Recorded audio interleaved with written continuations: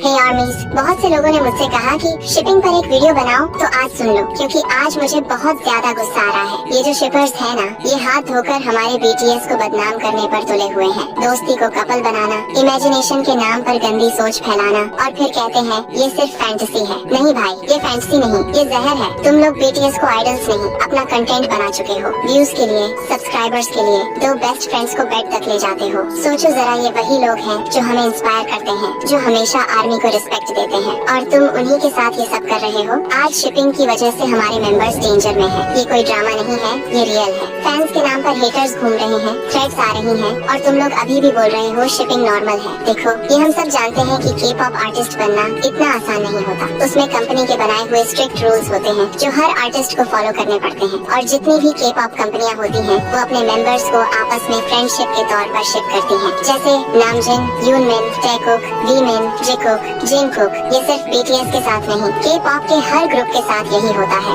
इन सबको फ्रेंडशिप के नाम पर दिखाया जाता है। इससे कंपनी को बेनिफिट होता है, इसीलिए फैन बेस के लिए ऐसा दिखाया जाता है। तुम लोगों को सिर्फ वही दिखता है जो तुम लोगों को उनकी कंपनी दिखाती है, लेकिन तुम लोग रियलिटी से अनजान हो। तुम लोग ये नहीं जानते कि बीटीएस को कितना कुछ करना पड़ता है। तुम लोगों को सिर्फ उनके स्टेज पर वो क्यूट सी स्माइल और वो क्यूट हरकतें दिखाई देती हैं, लेकिन उसके पीछे वो दर्द, वो हार्ड वर्क, वो हालात जो वो फेस करते हैं सिर्फ हमारे लिए, वो आंसू, वो रुकावटें जो वो थक कर भी हार नहीं मानते, उनसे लड़ते हैं, वो दिखाई नहीं देता। बस उनकी उन हरकतों को गंदी इमेजिनेशन में बदल देते हो। वो भी इंसान है। इतना प्रेशर कंपनी का वो बर्दाश्त कर रहे हैं, किसके लिए? सिर्फ हमारे लिए। लेकिन अगर हम उनको ये तकलीफ देंगे ना, तो आर्मी वो बर्दाश्त नहीं कर पाएंगे। वो टूट जाएंगे, वो बिखर जाएंगे। इन शिपर्स की वजह से उनको जो तकलीफ पहुंचती है, वो दर्द वो किसके लिए बर्दाश्त करें, बताओ जरा। वो कहते हैं आर्मी हमारी स्ट्रेंथ है, हम उन पर खुद से ज्यादा ट्रस्ट है, हमारे लिए वो और भी बेहतर बनने की कोशिश में है। लेकिन हम क्या कर रहे हैं? उनको दर्द पर दर्द दे रहे हैं। लेकिन कुछ बीटीएस शिपर्स ऐसे हैं जो बीटीएस को कपलशिप करते हैं, उनके साथ सेक्सुअल एक्टिविटीज इमेजिन करते हैं, यहाँ तक कि उनके बच्चे तक बना देते हैं। स्क्रीन पर दिखाए गए कुछ यूट्यूब चैनल्स बीटीएस को बहुत गंदे तरीके से यूज कर रहे हैं। बीटीएस ने हमें इंस्पायर किया, मोटिवेट किया,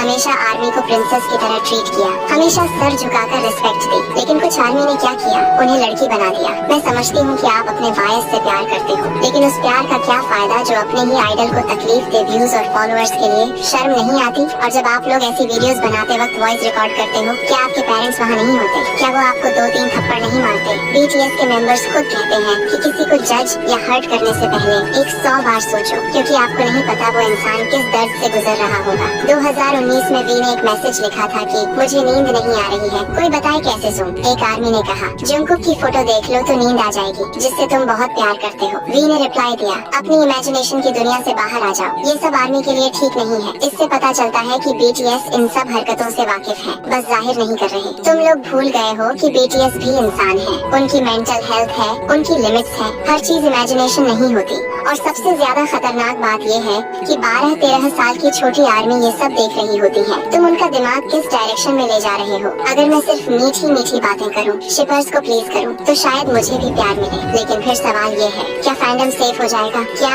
हेट रुक जाएगी? नहीं, मेरा बोलना जरूरी है, क्योंकि अगर मैं एक भी नई आर्मी को इस गंदे शिपिंग के दलदल से बाहर निकाल पाई ना, तो मेरा बोलना सफल है। ये फैंडम हम सबका है, जी कुकर्स भी अपने, टे कुकर्स भी अपने, सब अपने हैं। फिर एक दूसरे को हेट क्यों? एक दूसरे के बायस को टारगेट क्यों? मैं हाथ जोड़ के नहीं, गुस्से के साथ कह रही हूँ, ये बकवास शिपिंग बंद करो। बेस्ट फ्रेंड्स को बेस्ट फ्रेंड्स की तरह ट्रीट करो, बीटीएस को आइडल्स की तरह रिस्पेक्ट दो। मैं जानती हूँ मेरी ऑडियंस बहुत मैच्योर है और उन्हें पता है क्या सही है क्या गलत, और ऐसे ही बहुत सी आर्मी है जो सच्ची और लॉयल है। उनको मैं थैंक्स कहती हूँ, ऐसे ही रहो। बाकी वो आर्मी जो शिपिंग करती है, अगर तुम रियल आर्मी हो तो ट्रेंड और फैंसी नहीं, बीटीएस की सेफ्टी, इज्जत और करियर तुम्हारी प्रायोरिटी होगी। बस सोचो, समझो और डिसाइड करो, तुम आर्मी हो या सिर्फ कंटेंट कंज्यूमर।